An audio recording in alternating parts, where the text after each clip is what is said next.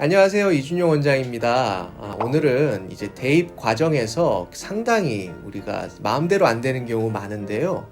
우리가 처음에 시작했을 때 목표는 상당히 원대함에도 불구하고 실제로 진행하는 과정에서 생각대로 안 되기 때문에 좋은 결과들을 낼 수 있을까? 이런 수많은 의심들에 빠지게 되죠. 그런 것들을 끝까지 현명하게 끌고 가는 친구들은 좋은 결론을 낼 수 있지만 상당수의 친구들은 그때 주저하거나 포기하는 경우도 우리가 많이 살펴볼 수가 있습니다. 그래서 오늘 이 영상에서는요, 이런 난관들을 극복할 때 우리 학생들이 꼭 기억해 줬으면 하는 두 가지에 대해서 이야기를 나눠보고자 합니다. 실제로 저도 이제 학생들을 대학생 때부터 가르쳐 오긴 했지만 이제 실무를 되게 다양한 방면에서 해본 경험도 참 많은데요. 일단은 고등학교 졸업하자마자는 중국 성정부의 이제 자회사인 무역회사에서 고졸사원으로 근무를 시작했었고, 그리고 그 이후에도 제가 창업을 최소 3개에서 4개 이상을 했던 경험이 있었고, 그 사이에도 이제 미국의 유명 투자은행 같은 데서 일을 해보거나 아니면 미국의 유명 벤처 캐피탈 회사의 심사역으로 근무를 해본 경험들도 있었어요. 근데 이제 여기서 가장 중요한 것들은 뭐였냐면, 첫 번째 얘기는 10번을 하면 8번을 망할 때까지 우리가 절대로 주저할 필요가 없다. 그래서 2번의 성공을 위해서는 10번의 시도가 필요하고, 그리고 20번의 성공을 위해서는 우리가 100번의 시도가 필요하다는 얘기 했었어요. 생각보다 잘 안 됐을 때를 받아들이는 용기가 정말로 중요하다는 말씀을 드렸었어요. 그래서 두 번째 극복 방안은 하나라도 끝을 내는 노력이 반드시 필요하다는 겁니다. 그래서 첫 번째는 어차피 우리 청년기 나이 때는 10개를 시도하면 8개는 무조건 망하는 생각을 하면 정신건강에 아주 이롭다라는 점이에요. 우리 친구들도 아마 그 부분에서는 공감을 할 거예요. 이제 새해가 밝아오면 우리가 운동도 열심히 해야지, 공부도 열심히 해야지, 계획표를 되게 차분하게 짜기도 하고, 그렇게 해놓고는 우리가 한 며칠 해보다가 때려치면서 작심삼일이다라는 얘기도 참 많이 하죠. 하지만 여기서 중요한 것은 10개를 우리가 기획하고 뭔가 이루고 싶은 게 있으면 8번 정도는 실패하는 게 어쩌면 당연한 것일 수 있다는 말씀을 드리는 거예요. 그러면 우리가 좀 사고를 다르게 할 수 있는 거죠. 우리가 일단 정해요. 10개 정도를 하고 싶다. 이런 목표들을 정했다 이거죠. 뭐 입시라고 하면 SAT는 몇 점, 토플은 몇 점, extracurricular activity 중에 이런 데에는 1, 2등 뭐 이런 것들을 정했을 때 생각대로 안 된다. 이랬을 때는 우리가 좌절하지 않고 박수 쳐야 되는 겁니다. 네, 왜냐하면 10개 중에 2개는 무조건 성공한다는 뜻 아니겠어요? 그래서 8번 실패를 할 때까지 숫자를 세보는 거죠. 그래서 8번을 하는데 첫 번째로 망했어요. 그럼 이제 박수 치는 거고, 그리고 이제 4번 정도 망했다. 그럼 이제 폭죽 터트려야 되는 거죠. 그리고 우리가 finally 8번을 망했어요. 그러면 케이크 싸가지고 초도 불고 파티를 해야 되는 겁니다. 왜? 2개의 성공이 이제 남았기 때문에. 네, 이런 이 스피릿이 아주 중요하다고 할 수 있죠. 저희가 창업을 했던 한 회사의 일화에 대해서 한번 이야기를 해보면 참 좋을 것 같아요. 지금도 우리나라의 이제 의료 현장에서 참 많이 쓰이고 있는 의료기기가 인트라게스트릭 벌룬, 한국말로는 위풍선이라고 하는 의료기기를 제가 실제로 아시아 최초로 가지고 들어와서 상업화에 성공을 했던 경험이 있습니다. 실제로 지금도 저희 회사만이 정말 다양한 종합병원을 포함한 많은 병원들에서 해당 의료기기를 공급하고 있고, 많은 환자들이 그걸 가지고 체중 감량을 하고 있는데요. 이 인트라게스트릭 벌룬이라는 건 뭐였냐면, 우리가 내시경을 통해서 풍선을 윗속에 넣으면 그거에 이제 부풀어 올랐을 때 위에 포만감을 느껴서 체중을 감량시키는 걸 도와주는 의료기기였어요. 제가 그거를 접하게 된 계기가 좀 특별하긴 한데, 제가 무역회사에서 일을 하던 시기에 무역으로 하는 업무들, 그리고 외부에서 소싱하는 업무들에서 참 잘한다는 소문이 나다 보니까 다양한 분들이 한국에 있는 업체들에서 이런 아이템들을 한국에 소싱을 해줄 수 있냐라는 문의들을 참 많이 해주셨던 기억이 납니다. 이것들은 진행하는 게 과연 어려운 걸까? 가능한 걸까? 이런 고민들을 하던 찰나에 제가 교보문고를 어느 날 가게 되었습니다. 교보문고에서 오베시티 저널이라는 우리가 의학지를 제가 우연치 않게 보게 된 거죠. 네, 거기에 이 인트라게스트릭 벌룬으로 약 4,000명 이상의 환자들에게 삽입해서 체중 감량을 했던 결과들이 나온 논문들을 제가 볼 수가 있었습니다. 저는 이것이 1980년대부터 소개가 돼서 실제로 기술적인 발전은 이루어져 왔는데 실제로 사업화가 전혀 안 돼 있는 거구나라는 것들을 알게 되면서 이걸 반드시 갖고 들어와서 내가 사업화를 해야겠다는 마음을 먹었던 것이죠. 네, 그래서 제가 그 상황에서 무역회사에서 배웠던 테크닉 하나를 일단 사용하기 시작했습니다. 실제로 무역회사에서 수입품을 가지고 들어올 때는 그 수입품이 당국의 규제를 받는 제품인 거에 따라서 인증이나 이런 규격들에 맞는지 안 맞는지에 대한 서류들, 이런 것들을 검토하는 경우가 참 많았는데 우리나라에서 인허가가 될 수 있는 제품이 무엇인지를 제가 1차로 검토를 해보니까 전 세계에 딱 3개의 제조사만이 우리나라 인허가를 시도해 볼 수 있는 회사였어요. 근데 알라간이라는 회사는 대기업이 있기 때문에 저 같은 이제 미천한 대학생한테 이런 의료기기를 라이센싱을 줄 리가 만무했기 때문에 저는 무작정 프랑스로 건너가게 되었습니다. 왜 왔냐고 물어봤길래 전 세계에 이렇게 리서치를 했었고 너네가 그 3개의 회사 중에 하나라서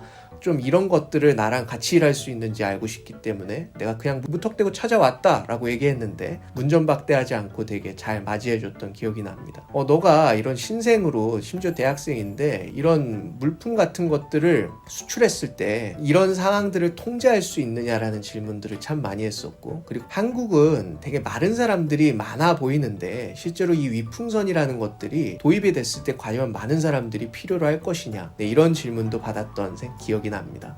우리나라는 내시경을 모든 내과 의사들이 할 수 있다. 위풍선을 실제로 도입을 하게 되면 시술을 하는 데 있어서 어려워하는 의사는 해외보다 훨씬 적을 수 있다. 실제로 맵고 짠 음식을 많이 먹는 한국인이 위암 발병률이 높아서 내시경을 그래서 많이 한다.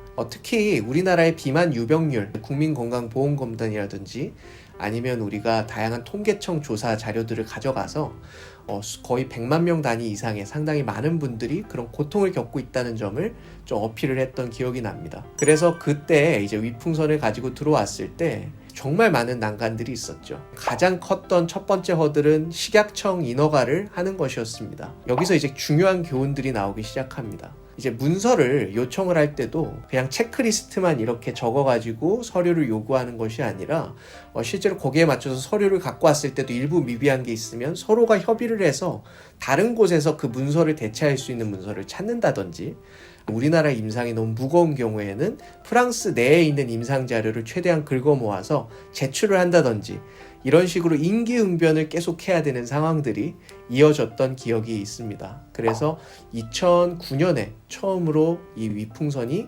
대한민국 시장에 들어오게 된 것이죠. 그래서 그 위풍선 시장에 들어온 다음에는 두 번째 난관은 병원들이 이거를 사용할 수 있도록 만드는 것이었어요. 그래서 저는 슬라이드쇼를 만들어서 병원에 도입을 했을 때 실제로 어떤 환자가 이게 대체품으로 사용할 수 있는지, 그리고 실제로 대체를 했을 때는 병원에서의 재정적 기대 효과와 임상적 기대 효과가 무엇인지를 블랙 포인트로 이렇게 정리를 해서 제공을 했던 기억이 나죠. 페이지 하나를 만들어서 실제로 온라인 광고를 그 2000년대 중반 후반에 제가 돌렸습니다. 실제로 병원들의 성공적으로 이 위풍선 시술이 시작되던 찰나에 또 다른 문제들이 또 도사리게 되는 것이죠. 이 의료 시술이라는 것 자체가 해외에서는 정말 많은 사례들이 있었지만 우리나라에서는 거의 전무하던 상황이었잖아요. 환자의 상황을 안정시킬 수 있는지에 대한 프로토콜들이 굉장히 미비했던 것이죠. 그러다 보니까 많은 병원들이 처음에 도입을 결정하고도 도입을 포기하는 사태가 속출하기 시작했습니다. 그때 제가 이제 결정했던 것은 실제로 그 환자들의 시술하는 양을 최대한 줄이고 저와 가장 잘 협력할 수 있는 선생님 한 분을 딱 정해서 그분과 함께 실제로 그 문제의 본질을 후벼 파는 일들을 하기로 마음을 먹은 것이라고 할 수 있겠네요. 제가 전화번호를 환자분 한 분 한 분한테 다 나눠줘가지고 약 한 50명의 환자분이 저한테 수시로 전화가 왔던 그런 상황이었습니다. 속이 메스꺼운데 어떻게 해야 되나요? 부터 시작해서 병원 예약을 지금 잡을까요 말까요 같은 아주 사소한 것들까지도 전화를 다 받았던 상황이었죠. 그래서 누군가가 봤을 때는 이런 큰 사업들을 계획하는데 이런 짜잘짜잘한 환자들과 통화하는 것까지를 당신이 해야 될 이유가 뭐냐라는 질문들을 참 많이 했을 텐데 저는 그게 신의 한 수였습니다. 왜 그러냐면 그 환자분들의 상황 하나하나를 다 기록해서 보니까요, 패턴들이 보이기 시작하더라고요. 실제로 논문들과 비교해 봤을 때 딱 요 타이밍에는 이런 불편함을 느끼는구나. 그럼 논문에서 나온 처치를 하니까 환자가 이런 식으로 변화하는구나. 이런 것들을 아주 세심하게 알 수 있었던 기회였거든요. 실제로 그런 사례들이 우리가 누적이 되다 보니 환자들이 이 시술을 하는 데 있어서 불편함이 전혀 없는 그런 문제 경지에까지 도달한 거죠. 그 이후에는 해외에서 또는 우리나라 굴지의 대기업에서도 유사품들을 한국에 갖고 들어와서 계속해서 경쟁을 시도하려는 노력들이 이어져 왔습니다. 그럼에도 불구하고 저희가 아직까지도 1등을 지키고 있고, 이런 것들에서 시사점은 무엇이냐면요. 만약에 내가 문제가 발생을 했다. 그럼 그때 미리 포기하는 것들, 저는 그런 것들에 반대를 하는 사람입니다. 나는 무조건 하얗게 불태워보고 안 되면 관둔다라는 마인드가 그래서 중요한 거고요. 특히 잘 안 될 때는요, 우리가 물에 빠져서 막 허덕거리듯이 이것저것을 막 하려고 하는 것들은 전혀 문제 해결에 도움이 되지 않잖아요. 그럴수록 이 문제를 관통하는 본질이 무엇인가를 철저하게 고민을 해야 된다는 것이고, 그리고 그 문제의 본질을 잘 모르겠으면 그것과 연관된 하나하나를 진짜 꼼꼼하게 체크를 하다 보면 분명하게 그 문제를 관통하는 핵심을 찾을 수 있더라라는 말씀을 드리는 겁니다. 그리고 남들이 쉽게 포기하는데 끝까지 포기하지 않고 그거를 이뤄내잖아요. 그럼 옆에 있는 다른 사람들은 그걸 죽었다 깨나도 쫓아올 수가 없습니다. 그런 것들이 경쟁력이 된다고 저는 확신합니다. 그래서 여러분들 마지막으로 말씀드리고 싶은 것은, 우리가 이 어드미션 또는 college application에 필요한 freshman transfer 이 여정은 최소 1년 반에서 3년에 이어지는 굉장히 긴 여정이라는 것이고, 그 과정에서 동시다발적으로 점수와 교회 활동, 학교 생활이 균형을 잘 이루어야 된다는 것들, 우리가 참 듣기엔 정말 이상적인 말인데요. 이런 것들이 여러분 마음대로 안 된다는 거예요. 10번 하면 8번이 안 되는 게 당연한 것이다. 그리고 그 문제들 중에 하나라도 나는 끝까지 끝장을 내서 해결을 해볼 것이라는 마음가짐을 가지면 여러분들은 아주 경쟁력이 있는 University Freshman Candidate 될 수 있다고 생각하고, 더 나아가서는 이 사회에 정말 긍정적인 영향을 미칠 수 있는 최고의 인재로 성장할 수 있으리라 확신합니다. 감사합니다.